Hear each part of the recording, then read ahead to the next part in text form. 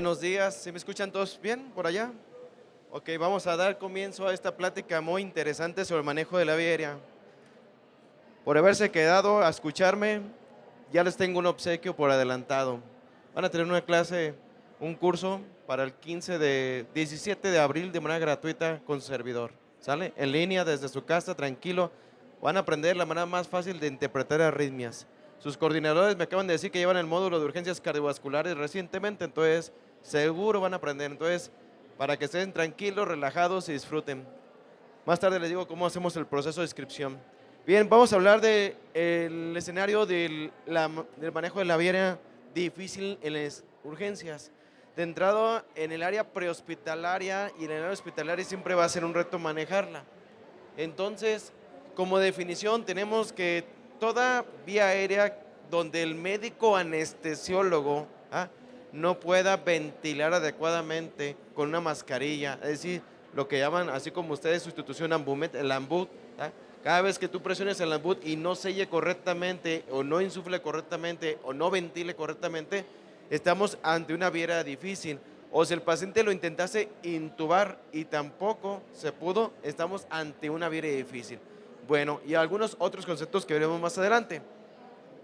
Bien, ¿qué vamos a revisar ahorita? Anatomía, dispositivos avanzados de la vía aérea, cómo administrar oxígeno, dispositivos avanzados, dispositivos supraglóticos, videolaringoscopía, qué es una vía aérea quirúrgica, el ultrasonido en la vía aérea, la secuencia de inducción rápida y el algoritmo de la vía aérea. Es muchísima información para el contexto de una hora, pero sin embargo está estrictamente resumida para fines de capacitación y aprendizaje. Bien, entonces algo que debemos de considerar es que todo paciente que llega al área de urgencias, que es donde yo me desarrollo, siempre va a ser una vía aérea. ¿Por qué? Porque no conocemos al paciente, porque no sabemos sus antecedentes y evidentemente está en este momento con una urgencia médica, ¿sí? Entonces, ¿qué requiere como tal profesional de la salud? Requiere conocer la parte anatómica de la vía aérea. Si yo no sé anatomía de la vía aérea, entonces estoy perdido para el manejo de la vía aérea, ¿sí? Tener el equipo adecuado para el manejo de la vía aérea que vamos a conocer, cuáles son las posibles complicaciones en el manejo de la vía aérea del paciente y cuáles son los problemas que se pueden llegar a presentar al realizar este procedimiento. ¿Ok? Entonces, como les comenté, ¿qué pasa con el médico de urgencias? Pues no conoce al paciente y al no conocer al paciente los antecedentes no sabemos si es una vía aérea difícil o no. Hay presente hemorragias activas, hay pacientes que llegan al servicio de urgencias con hemorragias o se generan durante la intubación. Estado mental alterado, muchos pacientes requieren lo que es una intubación, ¿por qué? Porque a lo mejor su Glasgow está muy deteriorado porque tiene un trauma craneoencefálico, tiene una encefalopatia o tiene algo que le haga que el paciente finalmente no responda adecuadamente. Tiene trauma en la vía aérea, tiene un golpe, tiene una fractura, tiene hemorragias, tiene lesiones, por lo tanto. Y el paciente, tienes que tener el equipo adecuado. Muchísimas veces van a ver que no tenemos el equipo adecuado para atender a un paciente. Bueno, entonces, ¿qué se define como otro concepto? Ventilación difícil cuando el paciente lo estamos oxigenando con la bolsa, válvula, mascarilla llamado AMBU. Cada vez que presionan y el paciente no sature adecuadamente, que no esté por arriba del 95%, ¿sí? También se llama laringoscopía difícil cuando el paciente no logra visualizar adecuadamente la glotis. Esta es una clasificación que se llama Korman-Lane, donde tú ves adecuadamente la glotis, ese es un Korman-Lane 1. Cuando el paciente metemos el laringoscopio y no vemos nada, es un grado 4. O sea, son los extremos prácticamente de esta clasificación, que es una vía difícil, grado 4. Entonces tienen que aprender en este momento que hay pacientes que no se pueden entubar, así de sencillo. Porque hay veces que estamos tratando de intubar, y en pacientes no se pueden intubar porque simplemente no lo vemos. Entonces, algo que deben de saber en este momento es que no hay pacientes que son imposibles de intubar. Bien, la intubación endotraqueal difícil son aquellos que de entrada ya hicieron varios intentos y no se pudo intubar. Dice, 3 intentos por un experto. El experto en la vía aérea se llama médico urgenciólogo, médico anestesiólogo, paramédico entrenado de alto entrenamiento, o el médico que finalmente tiene muchas capacitaciones para poder lograrlo, ¿sí? O que hayan intentado intubarlo por más de 10 minutos y no hayan logrado, ¿sí? Por ejemplo, este escenario, ustedes ven a esta paciente y creen que es una vía difícil. La respuesta es sí, automáticamente, porque tiene cuello corto, tiene tejido redundante, tiene obesidad y eso hace que sea una vía difícil. Bien, este es un carro de vía aérea difícil en el cual pues deberemos tener todos en la sala de urgencias. Para poder intubar a un paciente tiene que haber iluminación adecuada. ¿Qué quiere decir? Que tenemos que tener una lámpara como de quirófano para poder ver bien la boca del paciente, una posición adecuada del paciente, de que esté el paciente a la altura de tus tetillas para poder intubar, no estar intubando en el piso o en la cama abajo, o que el paciente esté sentado, porque son situaciones que se pueden llegar a presentar. El ayudante debe ser ayudante en el manejo de la vía aérea. Si yo no puedo intubar hoy, pues entonces a lo mejor mi compañero puede hacerlo, entonces hay que darle la oportunidad al compañero que lo haga, ¿sí? Tiempo de preparación, lamentablemente la mayoría de veces no estamos preparados para atender a un paciente en la sala de urgencias, a pesar de que estamos ahí todo el día. Si llega un paciente es difícil a veces intubarlo porque no estamos con el equipo adecuado. Planes de discusiones, vamos a ver si los conocemos más adelante, y opción a no realizar el procedimiento. Fíjense que en urgencias lamentablemente no tengo opción a no realizar el procedimiento, porque el paciente ya llegó ahí, ya lo tienes y hay que intubarlo. No puedo decir mañana lo intubo o en una semana, tenemos que intubarlo, y entonces es opción a no realizar el procedimiento. Estómago vacío, todo paciente debería estar con estómago vacío para poder hacer la intubación. En urgencias todos los pacientes se consideran estómago lleno porque simplemente pues llevan o llegan de un accidente, llegan comidos o finalmente tienen contenido gástrico, ¿sí? Hay respaldo médico legal. Si ustedes intuban a un paciente y es necesario intubarlo, no hay ningún problema, hay respaldo médico legal. Entonces, este es un equipo de vía aérea ideal para intubar a un paciente, donde tenemos un equipo, por ejemplo, vidrioscopios, dispositivos supraglóticos, tenemos fibroscopio, todo esto es un carro de vía aérea. ¿Ustedes lo conocían? Quizás no, pero eso es lo ideal para poder atender a un paciente. Entonces, vean la anatomía de la vía aérea. Todos esos son los posibles sitios donde nosotros podemos complicarnos en el manejo del paciente, ¿sí? Entonces, vía aérea como tal, en la propia boca del paciente, o en la propia nariz, o en la propia laringe, o aquí en la membrana que cotirea, o en la propia glotis, o este espacio del espacio que comenté, la membrana que cotirea. Entonces veremos este video donde observamos cómo se debería de ver una vía aérea. Sinceramente, espero que algún día ustedes puedan observar en esta manera tan bonita la vía aérea, donde el paciente no tiene secreciones, no tiene pus, no tiene sangre, no tiene excremento en la vía aérea, ¿sí? Entonces, aquí estamos pasando con un fibroscopio. Aquí estamos observando a través de la nariz estos pequeños espacios que ustedes lo conocen como lo que es las adenoides. Estas adenoides se hipertrofian, se inflaman tan solo por colocar la sonda nasogástrica, y frecuentemente el paciente sangra por este motivo, ¿sí? Entonces estamos en la nariz, vamos a avanzar el fibroscopio, y más adelante con el fibroscopio, ¿sí?, vamos a poder observar la parte inferior. ¿Qué estamos observando? Pues lo que es el paladar blando, y más adelante estamos hablando de la nasofaringe, la unión con la nariz con la faringe. Y abajo, en este espacio, veamos prácticamente, tenemos la glotis, que es la imagen donde vamos a meter el tubo endotraqueal.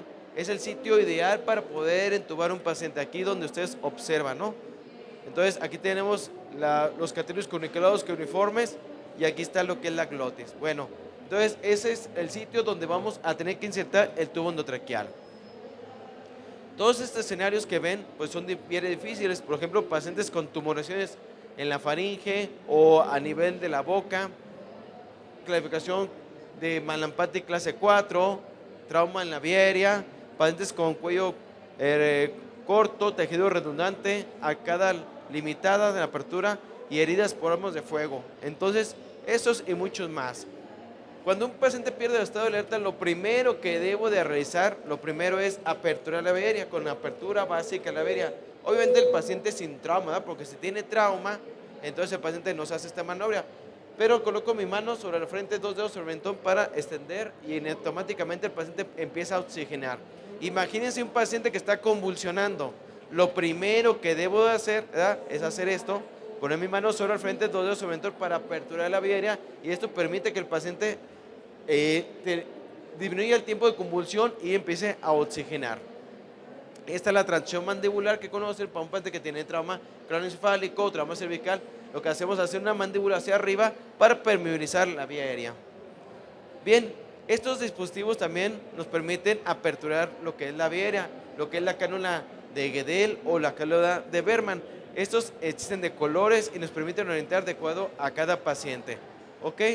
¿Cómo se coloca esta cánula orofaringia? Bueno, aquí prácticamente va a avanzar lo que es este dispositivo y va a insertarse de manera de esta colocar. Aquí no se reproduce el video, pero finalmente esta cánula va a dar un giro de 180 grados.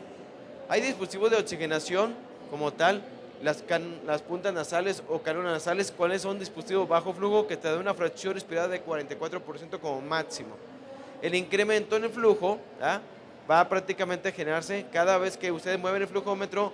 Un litro va a aumentar un 3 a 4%. Lo máximo a aplicarse en este dispositivo son 6 litros por minuto. Esta es una mascarilla simple que mejora un poquito lo que es la oxigenación hasta 60% y este se coloca de 6 a 10 litros por minuto. Tenemos este dispositivo donde tenemos evidentemente lo que es la mascarilla. Es el dispositivo que los paramédicos utilizan con más frecuencia. ¿Esto debido para qué? Para mejorar la oxigenación en un paciente que se encuentre sumamente grave. Este te da un dispositivo de oxigenación hasta el 80% de fracción expirada de oxígeno y el dispositivo Venturi, que no existe en México, también le vas cambiando el caudalímetro y te va a dar una fracción expirada de oxígeno hasta el 50%. Bien, la bolsa válvula mascarilla es un dispositivo para mejorar la oxigenación en el paciente cuando presentó pérdida del estado de alerta y que necesitamos intubar. Entonces, este es el dispositivo que llaman habitualmente AMBU. Ustedes lo conocen seguro, hasta decimos ambucea al paciente, ¿no? Darle presión positiva al paciente. Muy bien, este dispositivo se va a colocar con la técnica C y E, C con estos dedos y E con el resto. Puede hacerlo con una o con dos manos si son dos operadores para facilitar y mejorar la situación. En resumen de cuentas que tenemos, que las puntas nasales se colocan de 1 a 6 litros por minuto con una fracción expirada de 44%, la mascarilla simple hasta el 60%, la mascarilla facial con reservorio hasta el 90%, la mascarilla tipo Venturi 50% y la bolsa para mascarilla 100%. Entonces, ¿qué te da algo similar al 100%? Precisamente el tubo endotraqueal. Dispositivos avanzados de vía aérea, vamos a hablar precisamente de la intubación endotraqueal. La intubación endotraqueal es un procedimiento que se debe hacer con frecuencia para ser experto, ¿sí? Si yo les dijera cuántos intentos necesitamos para ser experto en la intubación, me gustaría que me dijeran a cuántos más o menos creen que ya ustedes ya pueden intubar bien.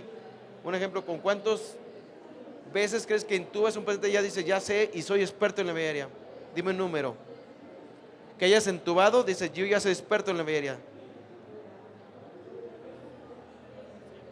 100 veces, ok, con 100 veces son muchísimas, pero no suficientes. ¿Por acá? Vamos, más de 100, dime un número. Bueno, 300 dijeron por acá. Con 386 veces, bajo un estudio que se hizo en Colombia, o más, ya son expertos en la vía aérea. Así que cuenten cuánto les faltan para llegar a 386. Algunos van a decir que les faltan las 386, o algunos van a decir que faltan 200, o algunos faltan 100, pero con más de 100 veces ya sabe mucho de vía aérea, pero 386 o más ya prácticamente se consideran expertos en la vía aérea. Bien, ventajas de la intubación endotraqueal es que se aplica oxígeno al 100%, aísla el contenido gástrico, es decir, no le cae nada prácticamente al estómago a la vía aérea y pueden aplicar medicamentos como es la adrenalina, como es los broncodilatadores, los esteroides o incluso antiarrítmicos por la vía aérea. ¿Sí? Está indicado en un paciente con paro, en un paciente que tiene falla respiratoria o que tiene un problema neurológico con Glasgow menor de 8, como dicen por ahí. Paciente con Glasgow menor de 8, me lo abrocho, ¿no? Lo tengo que intubar, ¿no? ¿Por qué? Porque si no el paciente no va a mejorar. Entonces es algo que nosotros intubamos en esta situación. Bien, o aquí cuando el paciente finalmente no mejora con métodos convencionales, ya le puse puntas nasales, no mejora, le puse mascarilla, no mejora, lo pasé con la mascarilla con reservorio, tampoco mejora, entonces hay que intubar.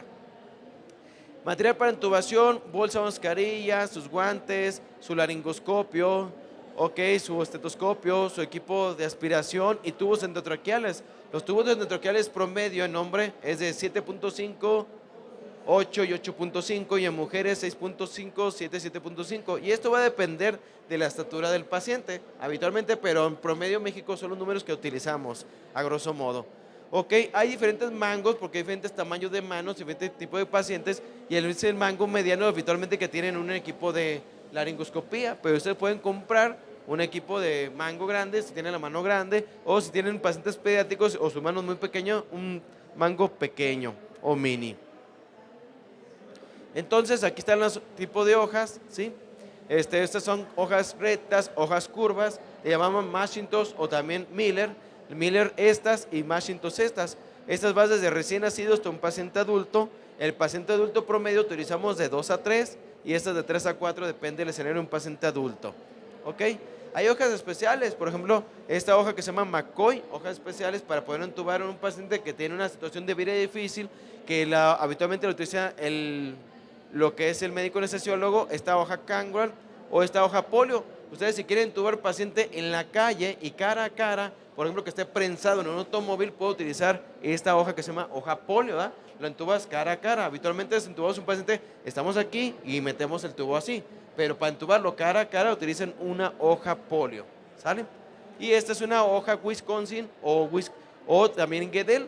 Esas hojas tienen una gran apertura que tú puedes ver al centro para poder meter el tubo. Bien, tubos endotraqueales, el tubo endotraqueal tiene conector 15x22, tienen los números en la parte lateral, ¿sí? Y aquí finalmente tiene el globo retentivo. Este globo retentivo se infla de 5 a 10 mililitros en promedio, de manera estándar. Pero si ustedes leen la bibliografía, dice que debe ser una presión de agua de 25 centímetros de agua. Pero habitualmente no tenemos el aparato que se llama manómetro para poder medir. Entonces nos quedamos con 5 a 10 mililitros promedio para inflar este globito. Este es un tubo endotraqueal con alma de acero, si se fijan es más rígido, y este es un tubo sin globo, que también pueden entubar pacientes tubo sin globo. No lo recomiendo porque los pacientes se estuban solitos con toser, ¿sale? Y este es un tubo Packer. Ese tubo Packer tiene una punta en pico del oro, tiene doble agujero Murphy.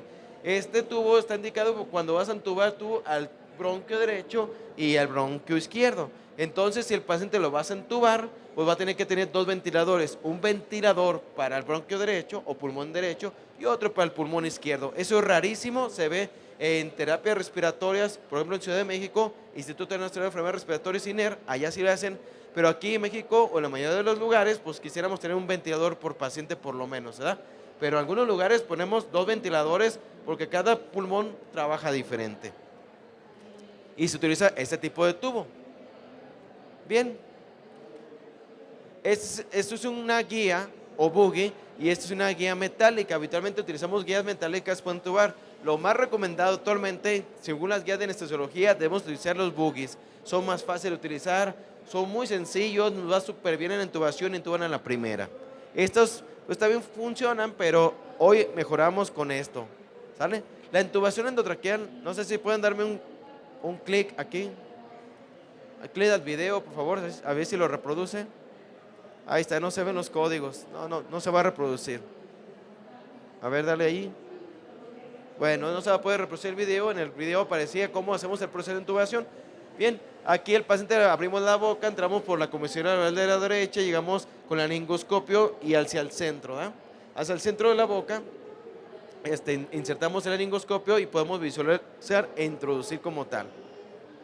Los dispositivos supraglóticos es otro equipo en el cual podemos utilizar para precisamente en prehospital u en hospital. Este dispositivo supraglótico mide o dura aproximadamente de 4 a 6 horas en la boca del paciente para poder entubar. ¿Ok? Nos ayuda porque se coloca a ciegas y nos permite una intubación súper más sencilla. Esta es la mascarilla clásica, el principal dispositivo supraglótico, es muy económico y podemos utilizar en prehospital, en cualquier paciente para asegurar la vida o también en el hospital. Tiene lo que es la almohadilla, tiene su conector 15x22 que lo conectas a cualquier ventilador mecánico o cualquier ambú y asegura la vida del paciente. Las mascarillas van desde pacientes recién nacidos hasta pacientes adultos y para poder calcular la mascarilla, evidentemente se determina de acuerdo al peso del paciente, ¿verdad? En la parte lateral viene el peso del paciente, dice, es un paciente de 70 a 100 kilos, pues le tocan el número 5. Tenemos un paciente recién nacido, pues le toca la 0, ¿sale? Es de acuerdo al peso del paciente y aquí en la parte lateral dice a cuánto insuflar. Ejemplo, mascarilla laringea, menos de 5 kilos, recién nacido, número 4, mililitros para insuflar, o el paciente que tienen 90 kilos, número 5, y el volumen promedio es de 40 para poder inflar. Esta es una mascarilla flexible, es una mascarilla que tiene aquí alma de acero también, es igual que la otra, pero el paciente cuando lo quiere morder no la colapsa. Y bueno, a ver, vamos a ver si se puede ver el video, a ver acá en tampoco se va a poder ver el video.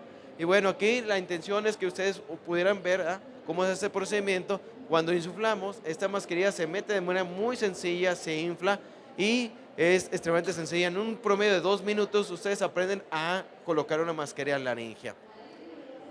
Esta es una mascarilla Supreme en la cual tiene un bloqueo de mordedura. Y bueno, la mascarilla, si se fijan, aquí tienen una punta y aquí tiene otro espacio. Esto va hacia el aire del paciente, hacia la ventilación, y esto va hacia el esófago. ¿Qué quiere decir? Que por aquí nosotros podemos colocar una sonda nasogástrica pequeña y podemos finalmente dar tratamiento al paciente. Imagínense que hay un paciente intoxicado por benzodiazepinas, intento de autólisis, se quiere morir, se toma un montón de tabletas y uno le coloca la mascarilla laringea, ¿y qué pasa?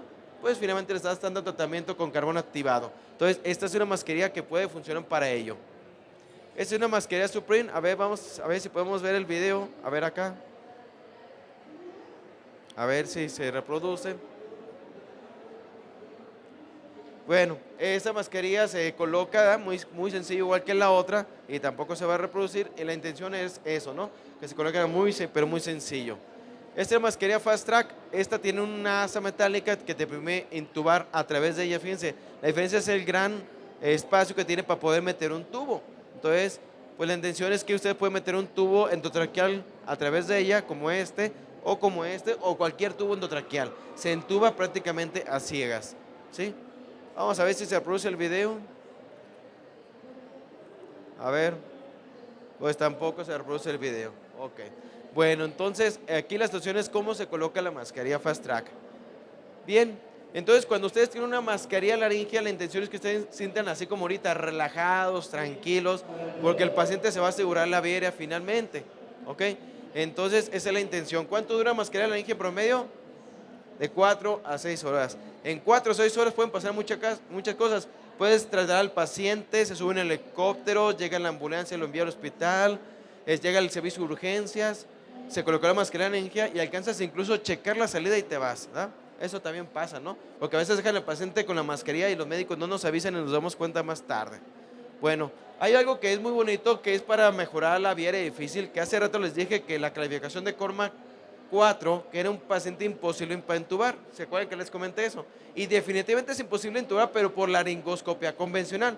Pero cuando tú utilizas un videolaringoscopio, lo haces potencialmente intubable. Entonces, este es un equipo que se llama iTrap para poder intubar al paciente. Aquí ustedes colocan su ojo y colocan el tubo endotraqueal y van a mirar precisamente a través de este espacio directamente. Pueden colocar un tubo de 3 a 8.5 y tiene una conexión de Bluetooth, es decir, lo que ve el que está observando haciendo el procedimiento, lo pueden hasta 3 dispositivos al mismo viendo, ¿no? O sea, si el que está viendo haciendo el procedimiento lo puedo ver yo también en mi celular, tableta o computadora. ¿Ok? Vamos a dar clic a ver si también se reproduce el video. Tampoco se reproduce el video. Ok. Bueno, entonces, pues era el video donde precisamente se ve cómo se ve el proceso de la intubación. Este es el On Focus, un equipo bastante recomendable para intubar, es muy bueno, se utiliza mucho en México y la verdad que tiene gran oportunidad de intubar pacientes desde recién nacidos para la mujer embarazada o pacientes con laringoscopias difíciles. Y bueno, a ver si ven, aquí por fin se va a reproducir este video. Y bueno, si recuerdan en el escenario de COVID vieron que había unas cajitas para intubar que ahorita ya no sirven para nada. Pero en aquel momento se intubaban y este video lo encuentran en YouTube. Lo hicimos nosotros para poder enseñar a las personas que de repente tenían que intubar.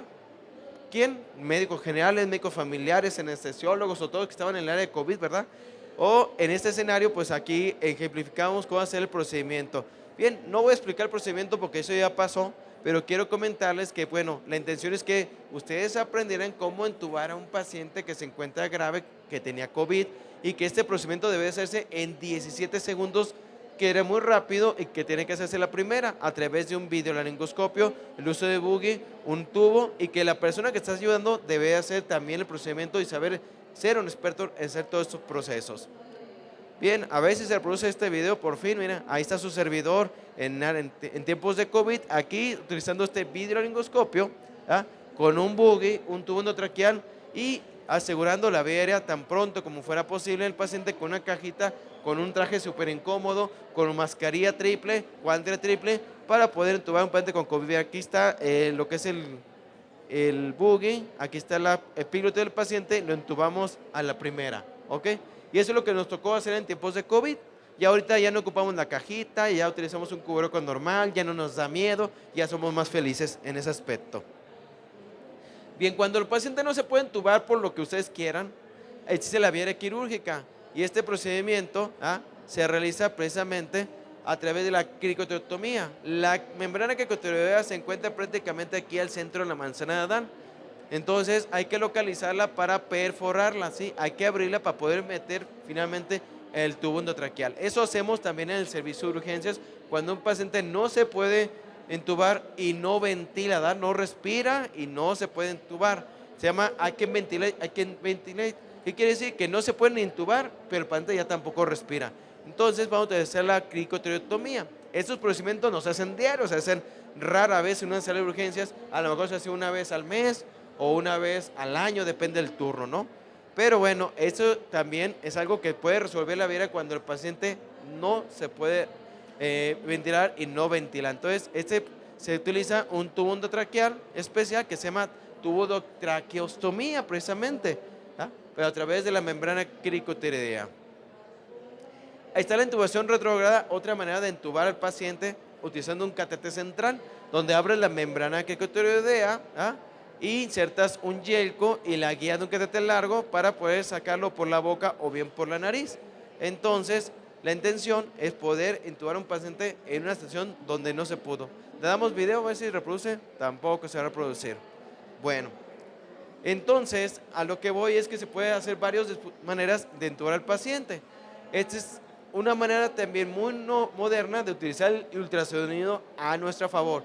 Ustedes en este momento, que son demasiado jóvenes, la mayoría, esto es su arma más elemental, o sea, su iPhone, su celular, es su estetoscopio del futuro. Todos ustedes van a tener que utilizar el ultrasonido desde el prehospital ya. ¿Por qué? Porque ya todo está enfocado en visualizar. También se puede utilizar en la vía aérea y poder visualizar y ayudarnos. A ver si se reproduce el video, tampoco, vamos a ver, creo que tampoco. A ver aquí. Ahora sí tuvimos suerte, miren. Aquí tenemos, bueno, no se ve muy bien la imagen por la luz que tenemos, pero finalmente aquí es el intento de la intubación y aquí están utilizando el ultrasonido en la vía aérea con un transductor para poder intubar al paciente. ¿Ok? Entonces, pues muchas maneras para mejorar la atención del paciente en la vía aérea difícil. Esto es un breviario de cómo intubar al paciente los medicamentos. No me voy a detener mucho porque esto requiere prácticamente 2 horas, que la secuencia de intubación rápida se lo vamos a ver en unos minutitos, pero son los 7 P's o los 7 pasos para intubar al paciente, ¿ok?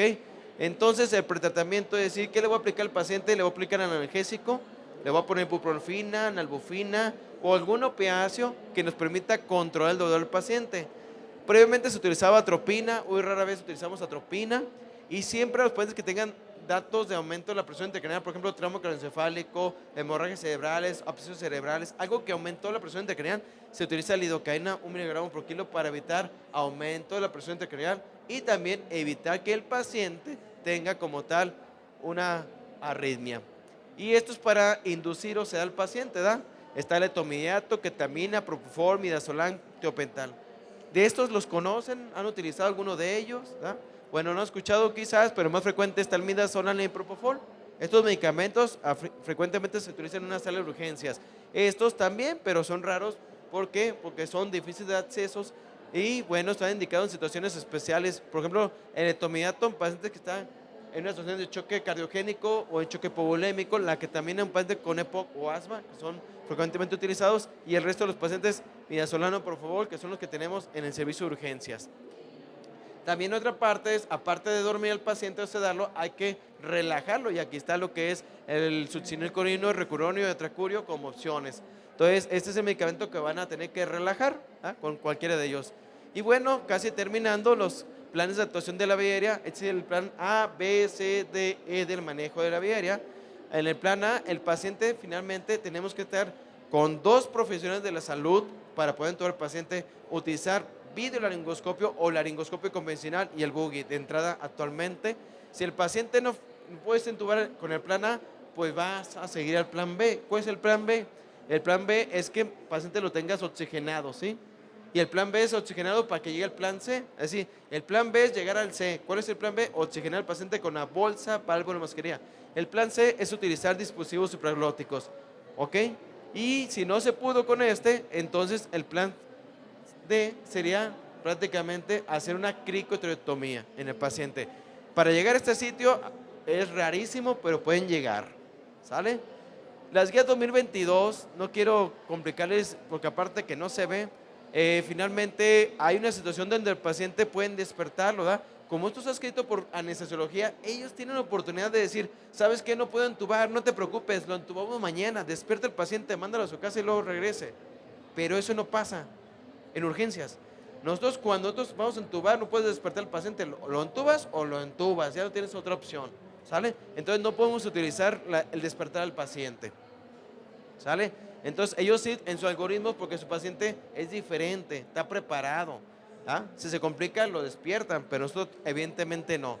Y bueno, todos los caminos finalmente van a llegar a Roma, donde el paciente, donde falló todo, va a terminar en cricotireotomía. Una lámina que presentó el médico previo, su profesor, es que está lo que es un modelo Vortex, donde todos los pacientes queremos tenerlos en verde, todo está bien, donde todos estamos a gusto y siga, donde el paciente está oxigenando, lo puedes entubar con videolaringoscopio, con fibroscopio, laringoscopios, dispositivo supraglótico, cuando todo está bien. Cuando el paciente se aplica los medicamentos, entra en una zona amarilla, donde ya no sabes qué va a pasar, y la intención es que el paciente regrese a la zona verde, ya entubado. Pero cuando no se logró todo eso, pues el paciente puede llegar a la zona roja, donde lamentablemente vas a tener que hacerle cricotireotomía o vía aérea de emergencia, que espero que nunca lleguen por acá, porque el paciente ya no respira y no lo pueden entubar. Se vuelve una situación muy difícil, ¿sale? Bueno, pues en resumen de las cuentas de toda la radiografía que revisamos en esta pequeña charla. Una disculpa por los videos, porque pues para mí son muy importantes explicarlo con videos. Y bueno, como dijimos, lo prometido es deuda. Ese es su servidor en la sala de urgencias de mi hospital, ¿verdad? Ahí entubando, residentes de urgencias con videolaringoscopios, en tiempos de COVID. Esperemos que no regresemos a esa situación, estuvo muy difícil. Y bueno, utilizamos diferentes equipos para la intubación. Este es mi número celular. Me mandan un mensajito, doctor, usted me prometió una plática de un curso, no solo plática, es un curso completo de arritmias. Me mandan un mensajito con la autorización de su profesor y con gusto les mando cómo hacer el proceso para la inscripción, ¿sale? Entonces, pues tomen el número para que si quieren tomar el curso de manera gratuita, con la autorización de su profesor. Les va a encantar peras y manzanas en arritmias, para que de verdad no haya letro que no sepan leer, ¿sale? En arritmias. Bueno, pues eso es todo. Muchas gracias. Sí.